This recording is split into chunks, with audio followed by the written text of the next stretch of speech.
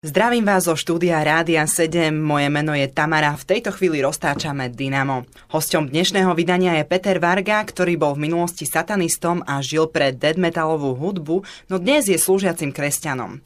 O tom, čo ho viedlo k rozhodnutiu zmeniť svoj životný smer tak radikálne, sa budeme rozprávať v nasledujúcej necelej hodinke vysielania. Príjemné počúvanie, Peťo, a ja ťa vítam v Dyname. Ahojte. Peťo, tak od satanizmu ku kresťanstvu. To je trošku ďaleko, nemyslíš? Áno, Božie slovo samotné opisuje túto zmenu veľmi takými krásnymi obrazmi, ako z tmy do svetla, zo smrti do života. A myslím, že tieto opisy najlepšie vystihujú to, čo sa mne stalo a to, odkiaľ som prišiel sem k Pánovi Ježišovi. Čomu sa momentálne venuješ? Mojím zamestnaním je učiteľstvo, učím na základnej umeleckej škole a súčasne som ešte študentom Vysokej školy muzických umení, študujem kontrabas. Takže k hudbe máš naozaj blízko, z toho, čo si povedal. Áno, hudba je veľmi silný prostriedok a veľmi krásny dar Boží. Som rád, že sa mu môžem venovať a študovať ho a súčasne o môjho svedectva je to, že naozaj Pán si použil hudbu.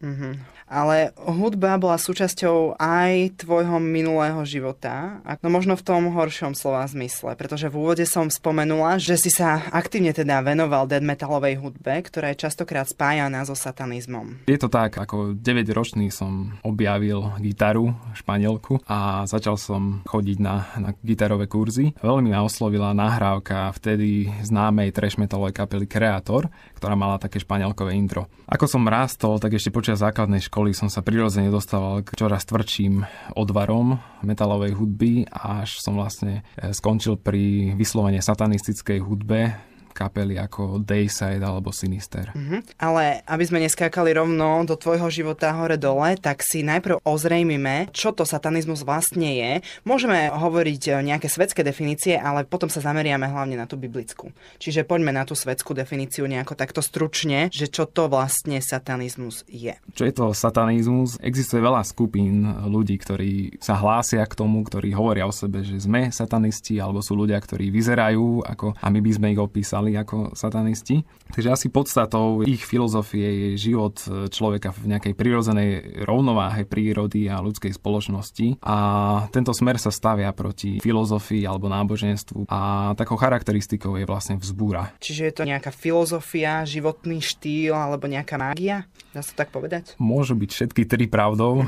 Je to naozaj individuálne pre každý ten spolok alebo aj pre každého človeka. Tak naozaj rôzne skupiny hovoria rôzne veci. To, čo ich však spája, je v podstate také antikristovstvo, čiže odmietanie Ježiša Krista a jeho diela. A teraz, čo hovorí na to Biblia? Môžeme si charakterizovať postavu satana. Biblia hovorí o postave satana, že vlastne to bol anjel, ktorý sa tak povýšil, ktorý chcel byť ako Boh a preto bol zvrhnutý. V Izajašovi sa píše, že budeš zvrhnutý aj so svojimi harfami, takže myslím, že hudba aj tam hrala svoju rolu.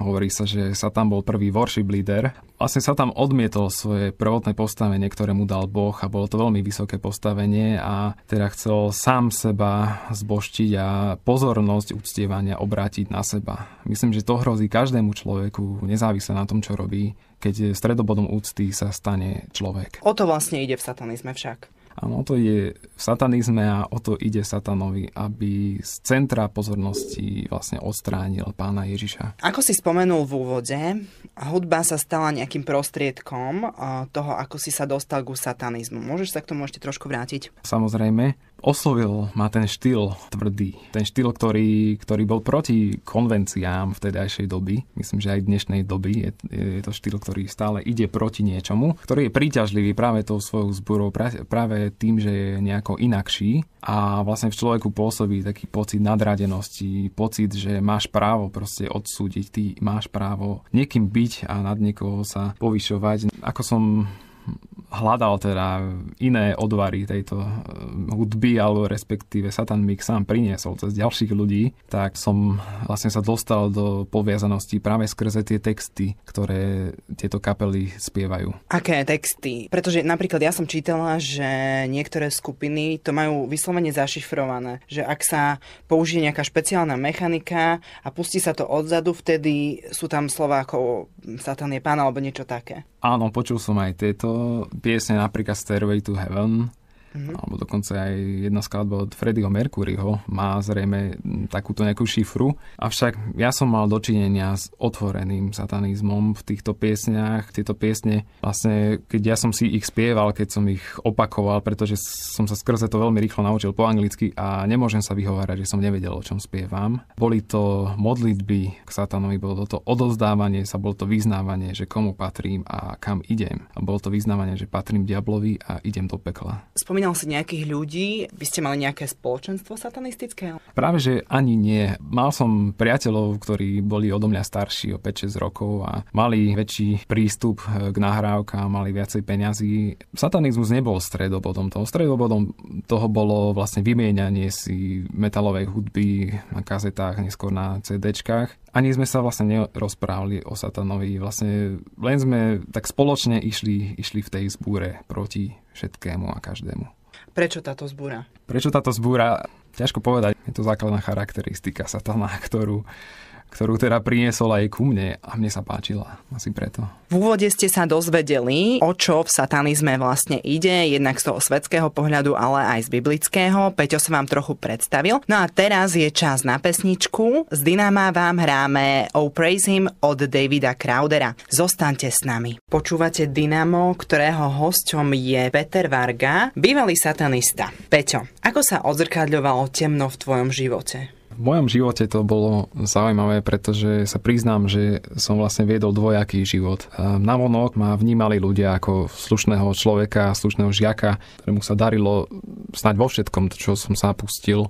Robil som popri škole kickbox, chodil som na gitaru, veľmi dobre mi šla angličtina, mal som veľa priateľov, takže myslím si, že satanizmus sa neprejavoval navonok ako niečo, čo by ma ničilo, ako niečo deštruktívne. Skôr to bola tá vnútorná stránka. Už len v súvislosti so samotnou hudbou celkové poňatie toho, že prečo hrám na gitare. Vlastne ten motív bol zlý od začiatku, pretože som chcel svetu niečo dokázať, kto som ja a že oni sú nič. Ako človek samozrejme má tú túžbu stáť na pódiu a niečo odovzdávať ľuďom, ale tie motívy boli zlé, boli od zlého. Ako sa to ešte prejavovalo, musím povedať, že aj v mojich vzťahoch, ale tiež skôr zvnútra. Tak ako som dokázal byť milý chlapec, tak vnútri som mal nenávisť. Prijal som si smrť niektorých ľudí vo svojom okolí, keď v roku, 1990, možno 2 alebo 4, keď zomrel Kurt Cobain, spevák Nirvany, ako spáchal samovraždu, tak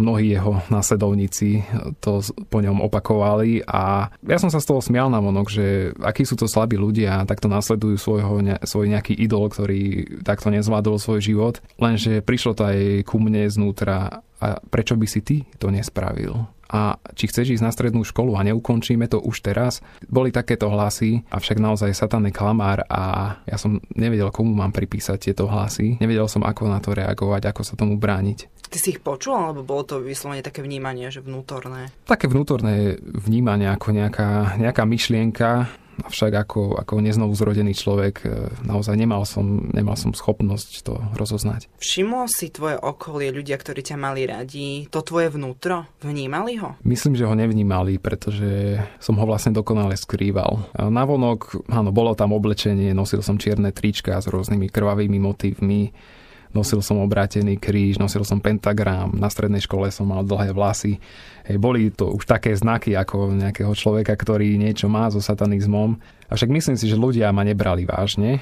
Občas boli pokusy od mojich rodičov, ako zlikvidovať moju zbierku kaziet, pretože videli, že je to niečo nezdravé, ale nevedeli ma vlastne poučiť, nevedeli mi to vysvetliť, že čo je na tom zlé. A ja som si to podržal silou mocou. Som povedal, že tak či tak, ja to budem počúvať, to mi nikto nezakáže. V tvojom živote sa vyskytlo aj cirkevné konzervatórium. A to ako, prosím ťa? To je tiež jeden z božích zázrakov. Vlastne po strednej škole, ktorá bola elektrotechnického zamerania, som sa rozhodol pokračovať v hudbe, v štúdiu hudby. Tak prirodzene som sa dostal ku kontrabasu skrze ľudový súbor, skrze základnú umeleckú školu a veľmi dobrých učiteľov. Som začal na súkromnom konzervatóriu, kde som skoro zistil, že diaľkovým spôsobom to ďaleko nedotiahnem. Stretol som tam vlastne veľmi vzácneho človeka, kontrabasistu, to profesor Jan Krigovský, ktorý ma vlastne navigoval na toto cirkevné konzervatórium. Ako moja prvá reakcia bola, že nie.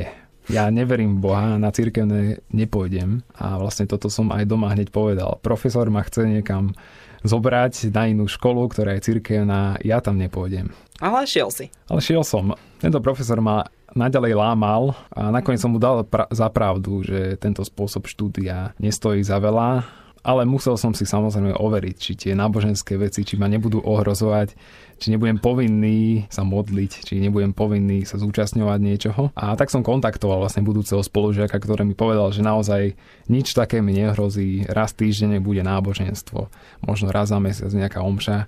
Ja som sa upokojil, avšak rodičia boli veľmi znepokojení, pretože vnímali, že také prostredie bude pre mňa konfliktné, ale môj profesor bol natoľko láskavý, že zakročil a teda rodičom ozrejmil, že čo je vlastne podstatné. Ako si vnímal kresťanstvo v tej dobe? Ako si vnímal Boha?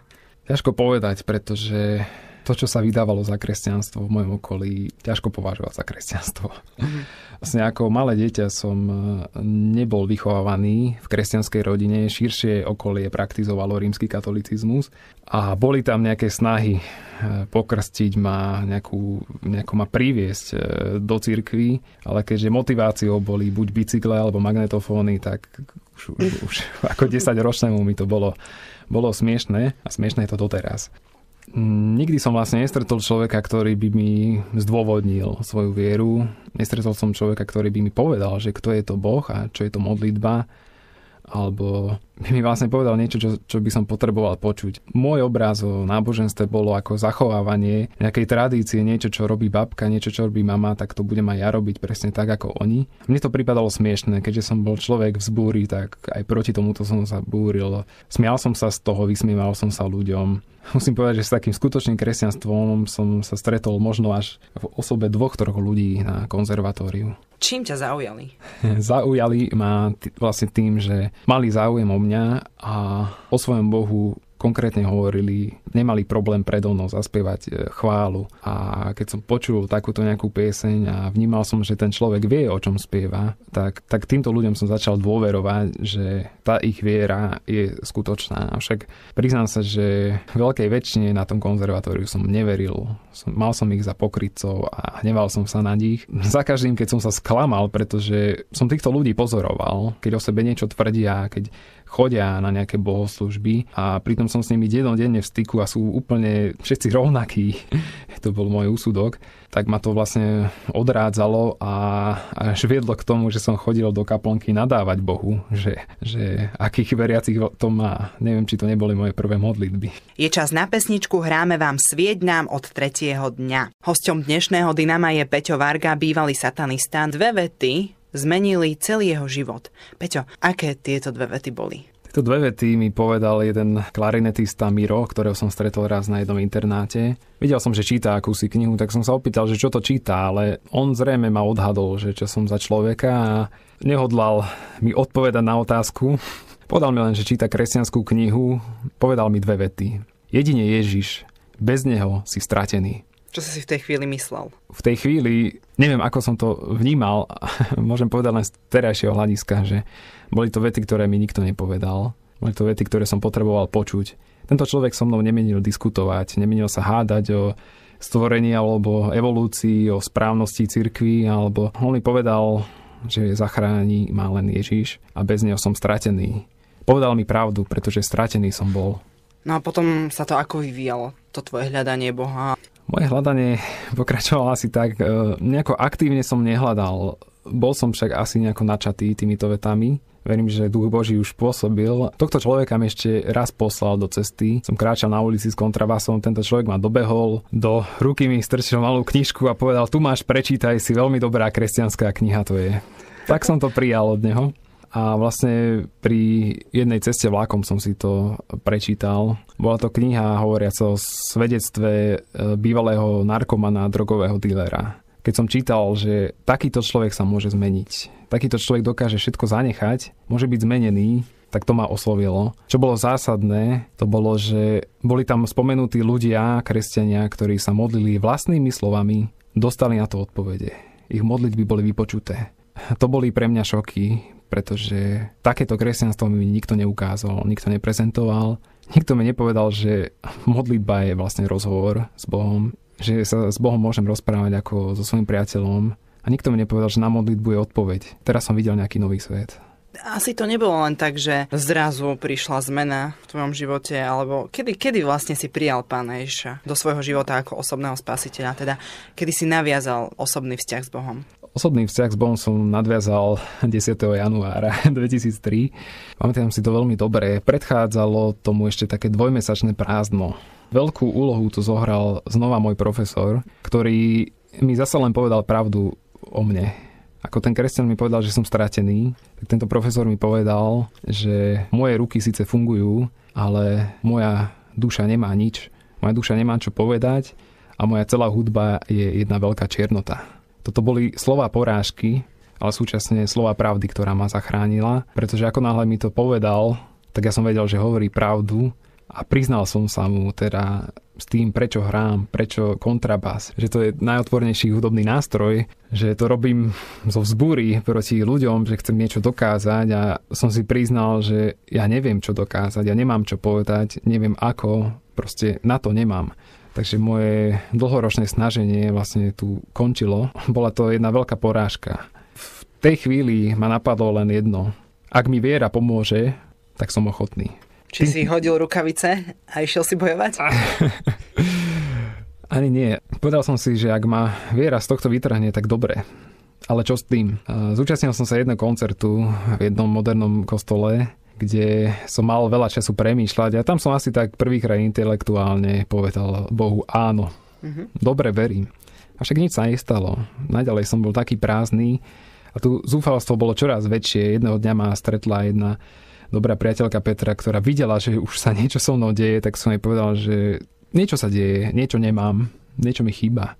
Čo to je, to som nevedel, to mi ani ona nevedela povedať. Vlastne moje hľadanie pokračovalo ešte mojou návštevou, tajnou návštevou jednej omše u nás doma, z ktorej som odišiel rovnako prázdny a zúfalý. Už som bol v štádiu, že Boha chcem, ale nevedel som o ňom nič, nevedel som, čo mám robiť. Takým zlomom vlastne bol ten 10. január 2003, ktorý som spomínal. Totiž naozaj Božím riadením sa na hodinu náboženstva dostali dvaja slúžiaci bratia, je to Pavle Cekov a Šánko Barkovci, ktorí prišli teda ako v úlohe exorcistov, boli nám predstavení ako exorcisti. Bolo nám dávnejšie povedané, že prídu nejakí exorcisti. Samozrejme, smial som sa z toho, keď som počul, že takíto ľudia prídu. Už som sa vysmieval, že tak pretože na náboženstvo chodili naozaj rôzne typy a všeličo sme tam museli vydržať. Ale zrazu prišli títo páni, ani som nevedel, kto sú to.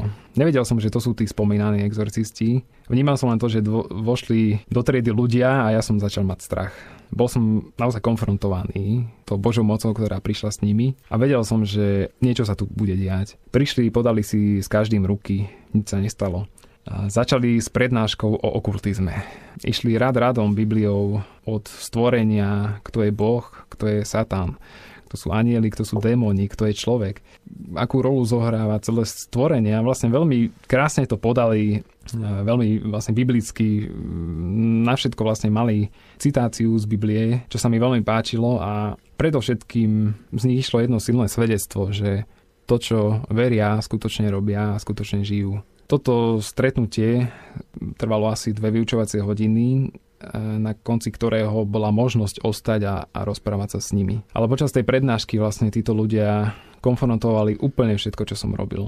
Bol som dokonale usvedčený, pretože môj satanizmus nespočíval len v hudbe, ale spočíval v ezoterických praktikách. Bol som liečený rejky. Bol som návštevníkom veštkyne, ktorá používala numerológiu. Bola schopná mi napísať niekoľko strán môjho budúceho osudu. Bola schopná spoznať v mojej duši smútok, na ktorý mi nevedela však dať žiadny liek. Liečila ma tzv. Bachovými kvietkami, čo je znova len okultný spôsob, zmiešaný s homeopatickým riedením a takým predávaním veľmi silnej energie do týchto roztokov, čoho som bol svedkom, pretože naozaj som vnímal, že tieto praktiky fungujú. Čiže aj ako kresťan tieto praktiky nepopieram, avšak chcem naozaj poukazovať na to, že ich pôvod nie je v Bohu, pôvod nie je čistý. Súčasne som vlastne čítal všetky knihy, čo sme mali doma o živote po smrti, o reinkarnácii, o komunikácii s mŕtvými, o pyramídách. Všetko, čo prišlo, všetko, čo bolo tajomné, všetko, čo mi nejako ukazovalo tie tajomstvá života, tak vlastne všetko toto som prijímal a v hlave som si vytváral taký nejaký svoj svetonázor. A súčasne som počúval satanistickú hudbu, kde som vlastne vyznával, že patrím satanovi. Teraz keď sa vrátime do toho stretnutia s tými pánmi, ktorí sa venovali exorcizmu, ako sa to ďalej vyvíjalo? Dotkli sa všetko, čo som praktizoval, všetko, čo bolo v mojom srdci. Všetko sa dotkli a nemal som výhovorky. Nemal som už argument. Keď sa pustili do metalovej hudby, okamžite som chcel povedať, že však to je len hudba, ale ďalej hovorili pravdu, hovorili, že to je poviazanie, hovorili, čo za tým je a ako náhle skončili prednášky, bol som prvý, kto sa priznal s niečím. Bol som prvý, ktorý povedal, že to, o čom ste hovorili, som robil. Verím, ale potrebujem pomoc. Títo ľudia ma neodmietli, nehnevali sa na mňa. Bol som pod takým usvedčením, že mi bolo naozaj jedno, že spolužiačky aj reholná sestra, ktorá nás viedla, že vlastne zmenia na mňa názor, pretože ma mali za študenta slušného, ktorý otvorene nechce problémy napriek tomu, že neverí, ktorý sa vyhýba náboženstvu, ale napriek tomu je tolerantný. A však teraz som naozaj sa priznal so všetkým, pretože som vedel, že tu je záchrana. Títo ľudia boli ochotní sa za mňa modliť. Si prišli ku mne, zložili na mňa ruky a modlili sa vlastnými slovami za moje oslobodenie. Avšak po chvíli sa prejavila tá moja poviazanosť, nebol som schopný rozprávať. Viedli ma, aby som opakoval po nich nejaké význania, čo sa týkajú pána Ježiša, však bol som úplne zablokovaný a niekoľko minút som im nevedel ani len vykoktať toľko, že nedokážem rozprávať. Vo mne vnútri sa niečo vzbúrilo, už to nebol len strach, už to bolo veľmi niečo zvláštne. Títo ľudia pochopili a aj keď som im vykoktal, že neviem rozprávať, povedali, že nevadí, budeme tu aj do večera, my sa za teba budeme modliť a my toto vybojujeme. Tak som sa upokojil, pretože som vedel, že som v dobrých rukách. Títo ľudia začali konfrontovať tie demonické sily, ktoré boli vo mne a vyzvali, aby sa vlastne títo démoni predstavili, aby povedali svoje meno. Okamžite mi na rozum prišlo meno Legión, a však zaprel som to, pretože som počúval takú kapelu, ktorá mala album Legión, a tak som si myslel, že to je hlúposť, že to nie je podstatné. Až neskôr, keď som čítal Evanjelium, tak som pochopil, že Pán Ježiš vyhnal legióna a že to znamená, že ich bolo mnoho. Takže oni pokračovali a naozaj v mene Ježiša Krista vyhnali tých duchov, ktorí boli vo mne a prišlo veľké oslobodenie. Cítil som to ako fyzicky, tak aj duševne, aj duchovne. Zrazu som vedel voľne dýchať a čo je na tom najúžasnejšie a zázračnejšie, to bolo, že Boh mi dal vedomie, že mi odpustil hriechy. Ja som nepočul evanjelium. Ja som nevedel, ako to je s Pánom Ježišom skutočne. Boh mi len zjavil, že všetko, čo som robil, je prikryté a je mi odpustené a že ma miluje. To som vedel. Nikto mi to nezvestoval, nikto mi to nepovedal. Zrazu som mal toto vedomie a plakal som ako malé dieťa. Verím, že tam som sa znovu zrodil, pretože naozaj to bolo ako keď sa dieťa narodí a príjme ten dyk života od Boha. A potom ma títo bratia vlastne viedli k modlitbe, aby som naozaj vyznal a prosil, aby sa Pán Ježiš stal mojím pánom. Ďakujem ti veľmi pekne, no a my vám hráme ďalšiu pesničku, no po nej pokračujeme v rozprávaní. Príjemné počúvanie a zostaňte s nami. Blížime sa k záveru Dynama, čaká nás už len jeden posledný vstup, no a v ňom Peťo Varga bude rozprávať o tom, aké zmeny nastali v jeho živote, keď sa obrátil k Bohu. Tak hlavnou zmenou bolo to, že som mal silné vedomie toho, že Pán Ježiš je pánom a nie som sám, že on vedie môj život.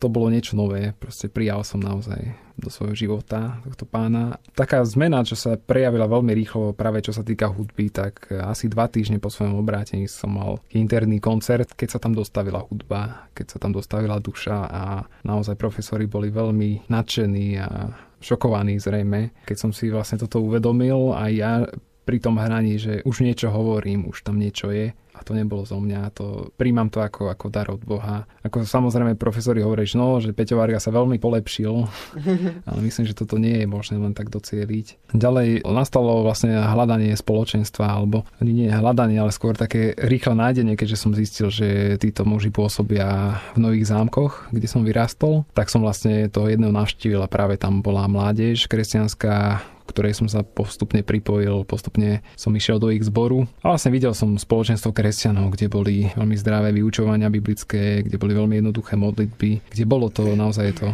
praktikovanie tela Kristovo. Neskôr som sa dal pokrstiť a myslím, že potom po krste prišli tie najväčšie zmeny. Vnímam to, ako by mi Boh dal naozaj taký čas na jeho spoznávanie, aj na také zváženie toho všetko, čo sa stalo. A naozaj ten krst je vlastne, ako Biblia to opisuje, ako pochovanie starého človeka, niečo, čo máme vyznávať potom, ako sme uverili. Tak som teda bol poslušný a dal som sa pokrstiť, no a zmeny prišli v mojom vzťahu.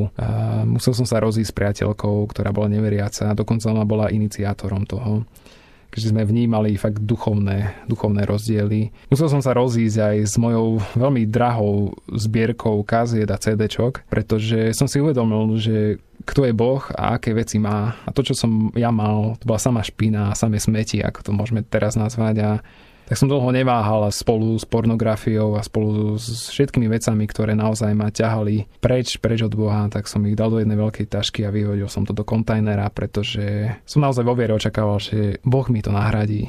A Boh sa zase dokázal, nahradil mi to vážnou hudbou, chválami, gospelom, čiže nebol som o nič ukrátený. Naozaj mnohokrát to vyzerá, že kresťanstvo je jedno veľké odriekanie. Nazval by som to veľkým vyslobodením, keď nás Boh privedie k veciam, ktoré majú skutočnú hodnotu. Ďalšia zmena prišla asi rok a pol, keď som začal mať veľký hlad po Božom slove a chápaní Biblie, tak som sa pustil do vážneho štúdia. Uvedomil som si aj veľmi rýchlo svoje povolanie, naozaj kázať Božie slovo, hovoriť svoje svedectvo, zvestovať evanjelium. Boh si použil aj bratov a sestry, ktorí mi toto moje povolanie potvrdili a ešte za čias môjho štúdia na konzervatóriu som už mohol spolu s jednou sestrou založiť skupinku a mohli sme začať slúžiť naozaj hudobníkom. Ak sa môžeme ešte vrátiť k tomu reiki a kultným praktikám, a v čom spočíva vlastne podstata? Podstata okultných praktík, my to nazývame okultizmus, aj keď oni to nenazývajú, tí, čo to praktizujú. Okult znamená niečo zahalené, skryté, temné, tajomné. A to je príznačné pre tieto formy liečenia. Napríklad reiki spočíva na poprosení nejakej vesmírnej energie, ktorá má prúdiť cez nás a uzdravovať ľudí. To satanovo klamstvo, čo je za tým, a treba to nahlas povedať, je to, že vlastne nie človek slúži touto energiou, ale človek slúži tejto energii. A naozaj tá energia je zlá, tá energia rozkladá vzťahy, rozkladá rodiny, rozkladá osobnosť človeka. Mal som dočinenia s týmto uzdravovaním. Sám som to nerobil, ale vnímal som veľkú silu, veľké teplo, bolo to veľmi príjemné. Tak ako podstata hriechu je, že je príjemný, že je príťažlivý, takisto aj toto malo samé dobré charakteristiky. Z počiatku. Avšak keď som videl, že sa rozbila jedna skupina žien, ktorá praktizovala reiki, mimo jednej sa všetky rozviedli, tak sa zlakli, pretože pochopili, že to má nejaký súvis. Celkovo, čo môžem povedať k tej ezoterike, Satan prichádza väčšinou ako anjel svetla. Nepríde ako nejaká obľuda, ako nejaké strašidlo. Príde akokoľvek zabalený, zahalený a skrze tie praktiky, kde človek vypína svoje vedomie, vypína svoj rozum, svoje rozlišovacie schopnosti. Tieto schopnosti nám dal Boh, aby sme sa vedeli brániť. Avšak keď človek upadá do stavu nejakého zmeneného vedomia, do stavu, kedy je schopný vnímať nejaké iné dimenzie, nazvime to tak, alebo keď má stavy nemyslenia na nič a absolútneho vypnutia, tak vtedy sa otvára vlastne týmto duchom. Sú to démonické sily, ktoré majú otvorené dvere a môžu vstúpiť. A ako apoštol Pavel povedal, že nie sú nám neznáme satanové úmysly, tak by sme naozaj v tomto ako kresťania mali byť smelí a rázni, čo sa týka toho biblického pohľadu a naozaj odhaliť ho. Pán Ježiš tu bol, aby máril skutky diablové. A to je tiež naše povolanie, odhaliť ho. Totiž tam, kde je tma, tam je všetko v poriadku. Tam, kde príde svetlo, tam príde konflikt. Vlastne našim dárom je to Božie slovo, ktoré je tým svetlom, ktoré vrhá nás svetlo aj na tieto praktiky a môžeme ľuďom povedať pravdu. Pravda nás oslobodzuje. Že základ týchto praktik je niečo tajomné. Je to otvorenie sa niečomu, čo nepoznáme, čo je príjemné, čo má účel liečiť, čo má účel spoznať niečo tajomné. Avšak ovocie prichádza neskôr a prichádza vo forme poviazanosti, vo forme zastretia mysle človeka, ktorý naozaj v rôznej úrovni a v rôznych stupňoch môže sa stať posadnutý alebo tríznený týmito silami. a celý čas môže byť presvedčený, že vlastne slúži ľuďom a koná dobro.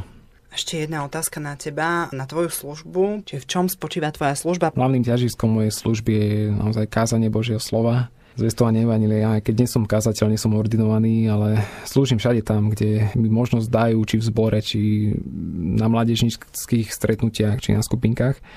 Ale Pán mi posiela do cesty aj ľudí, ktorí sú v podobných poviazaniach, ako som ja bol. Či už majú rôzne kontakty s mŕtvými, teda s duchmi, ktorí sa skrývajú za ich mŕtvych, či sú to rôzne vyslovene okultné praktiky. Stretávam takýchto ľudí a naozaj Pán je milostivý a keď im môžem poslúžiť tým, čo hovorí písmo.